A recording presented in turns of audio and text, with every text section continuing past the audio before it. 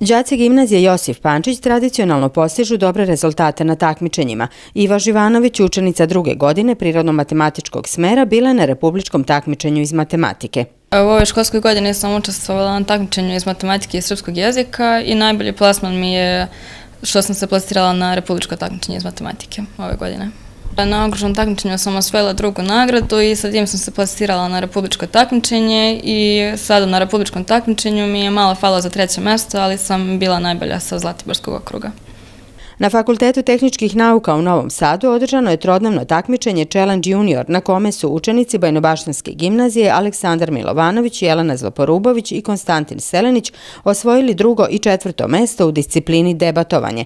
Oni su nakon online kvalifikacija izborili finale među 10 najboljih ekipa iz Srbije i Republike Srpske. Mi smo se prijavili kao jedna ekipa, ali s obzirom na to da je jedan član ostao sam tamo u Novom Sadu, Aco se priključio njemu i oni su postali, nakon što su se upoznali, tim protiv kog smo imali priliku da se takmičimo i tako smo odneli 2 mesta u Bajnu Baštu, 2 nagrade, to je 1 nagradu i 4. mesto. U Novom Sadu smo se upoznali sa dosta ljudi različitih interesovanja i stekli smo dosta prijateljstava koje će nam značiti sigurno kada upišemo fakultet i u Beogradu i u Novom Sadu.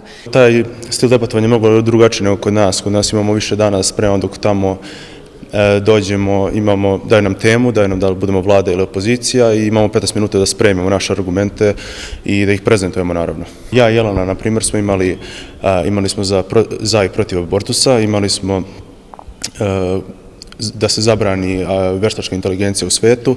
Imali smo za uvođenje interneta u sve srednje škole, kao i da li su poznate ličnosti dobar ili loš uticaj. Tu nema baš puno spremanja koliko smo upućeni u te teme i koliko možemo se snađemo sa argumentima i koliko naši argumenti mogu da budu snažni protiv te druge strane i koliko ta druga strana može da odgovori na naše argumente.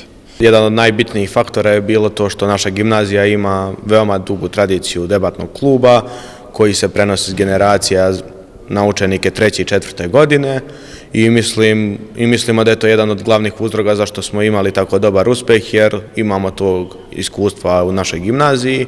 Također bi se zahvalili našim profesorkama Radi i profesorki Dragici na tome što su nas spremali, što su nam dale mogućnost da imamo priliku da debatujemo u našoj školi, jer to, pored što je jako dobro za nas, također je i velika obaveza za održavati tako neku sekciju.